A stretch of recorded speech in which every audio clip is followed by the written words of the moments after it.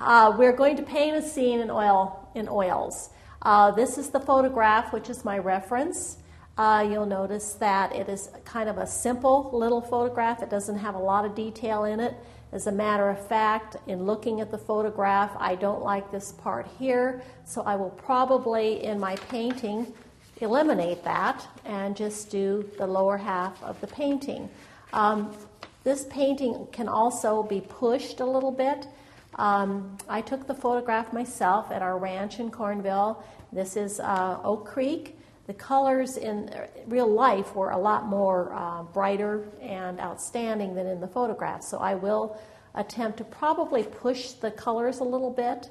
The greens are early spring greens, and they just pop. They are beautiful. Okay, now I am going to start mixing the paints for this painting.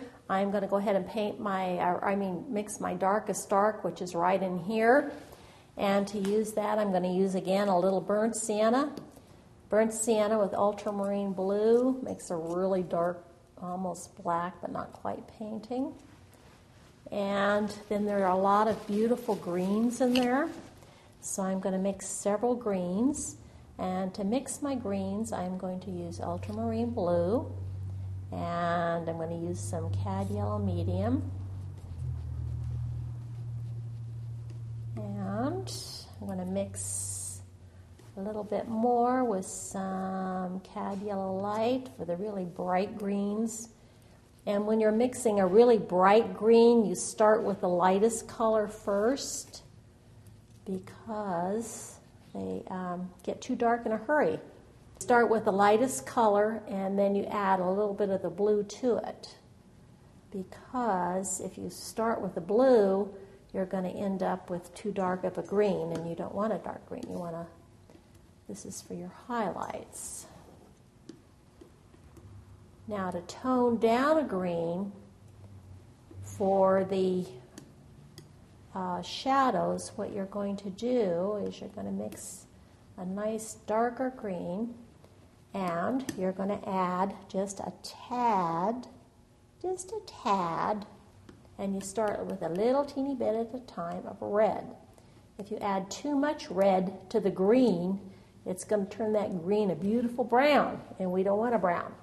We want a nice dark green. Okay, the other color I'm going to do is the watercolors. The watercolors are interesting. You can do a lot of different things with the water. So I'm going to start with yellow ochre and mix a little bit of white with that. The lighter.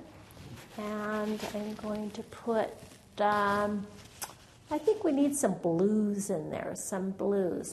They don't show up very much in the photograph, but when I took the photograph on site, there were, this reflection was hitting right there, the sky. So I'm going to make a light blue in there. I'm going to mix the cobalt blue and white. And for the shadow in there, I'm going to use, I think, a purpley color. And to mix a nice purpley color, I'm going to take some of this crimson, alizarin crimson, and maybe some darker blue. And to tone down a purple, if you have a purple paint, you need to tone it down.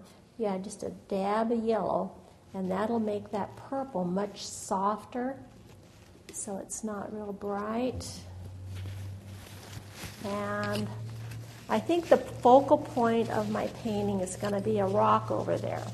Now the rock is going to be, I'm going to take some yellow and put a little bit of red in there.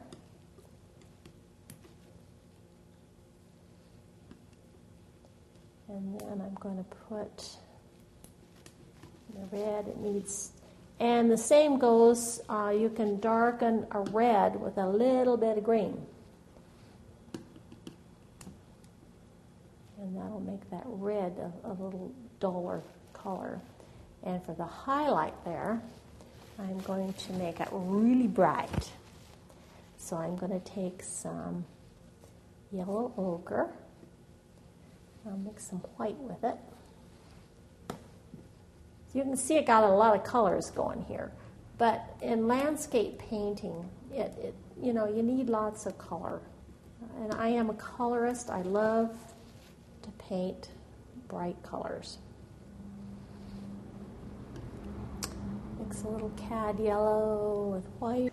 Okay, we are going to start by, I've toned my canvas, you'll notice, in a pale yellow ochre. And we're going to start by drawing in. We're going to start above the halfway line. I'm going to try to follow this around a little bit. And if you measure, use your brush for a measuring stick. I do that all the time. And then this is going to come down, and we got a big creek here. And this is going to be my focal point, is that rock right in the middle. I'm going to sketch that in. And we're going to get the rock drawn in there. And we're going to get the bank drawn in there. This is the bank from there to there. And it's about here. And we're going to get our bushes. And we've got some more bushes over here.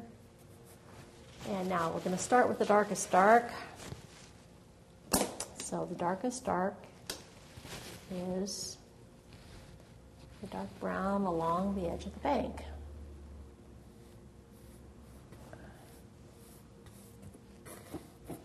And then we're going to go to, I think we'll go to the let's go to the creek. Let's go to the creek. Okay, you notice the shadows are over here because the sun light is coming down, which causes the shadows there. And so we're going to paint that a little bit darker.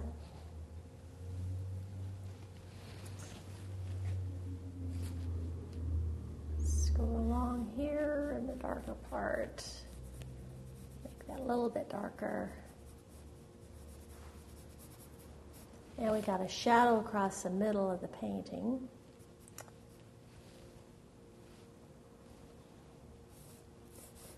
I often use my brush to measure stuff. I don't know, just... Okay. So we're going to do a little yellow ochre in there.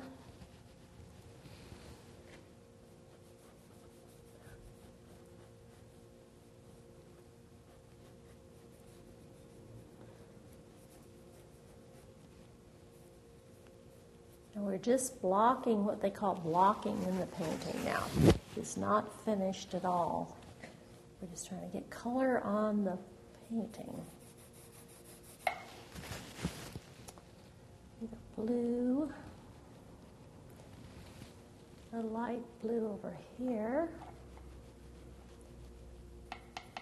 And when you're painting water, I forgot to do that, you go up and down. Show you why pretty soon. Okay, we're going to put a little purple in there for interest. You can paint any color you want.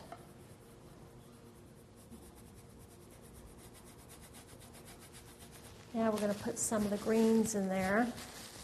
And we're going to start with the darker greens. You'll notice the darker greens are on this side of the...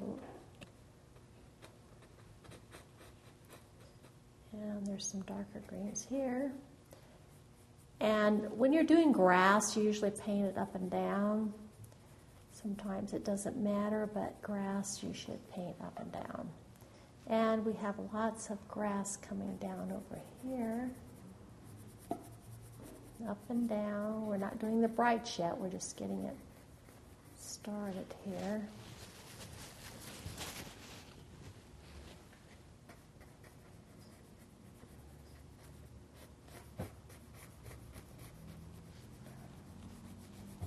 Need to darken up that bank even more.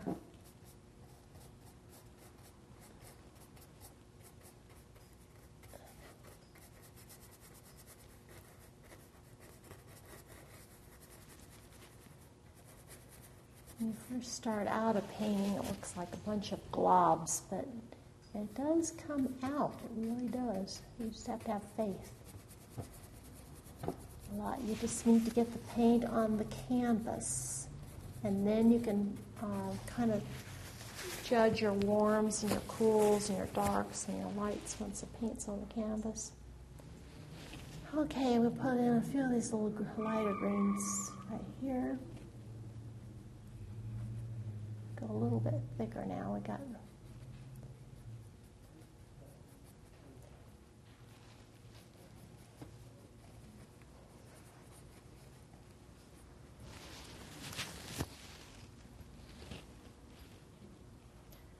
I'm going to go do some of the lighter greens here. And we need some really nice light greens.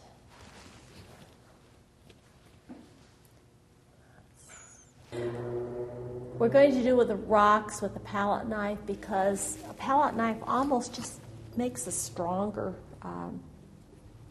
painting or a stronger surface. So, got that rock in there, kind of dark. And then we're going to do some of this yellow ochre for the lights. Oops.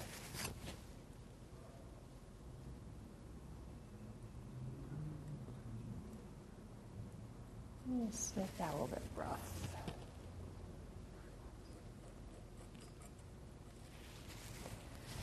Okay, then we're going to do the background, which is just all kind of gray. This will be a fun thing to do. We're going to just smear this on, and then I'll show you a fun thing to do, a little trick.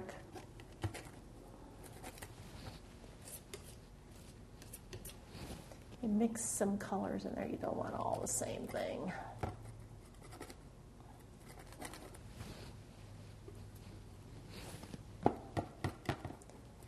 Okay, we're going to get those weeds in there going, just really gray here.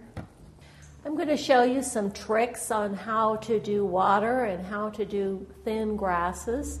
First thing is I'm going to do the water because I'm going to extend some of the grasses over the water, so I want that pretty well done. You take a dry brush and very lightly you smooth over the water. This is for smooth water especially. Just smooth it over. And the colors will smear a little bit, you'll notice. But that's normal because water has different colors. I got a little green in there. Put that out. And we just go over. Now you'll notice this starts to look like water. To do the thin grasses, you take a palette knife, one with a nice pointy thing, and you keep the point straight. It's very simple. You just see the way the grasses grow, and you scrape. And some of the grasses are going over the water, so you can scrape them down over the water. And this is a lot of grass, so you're going to do a lot of palette knife pointy things here.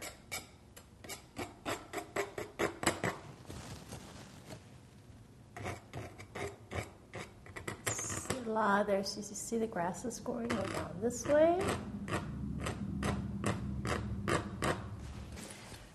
Here's how the painting has ended up. You'll notice that the brush, the palette knife, made the grasses there. I did add this tree, and I put some ripples in the water, and put a little bit of dirt in here. You can see in the photograph there's some dirt, and there's rocks. You just work it till it looks a little bit more realistic. There's a little rock there. Little rock there. Just little dabs will make it look a little bit more realistic. But that is the finished painting.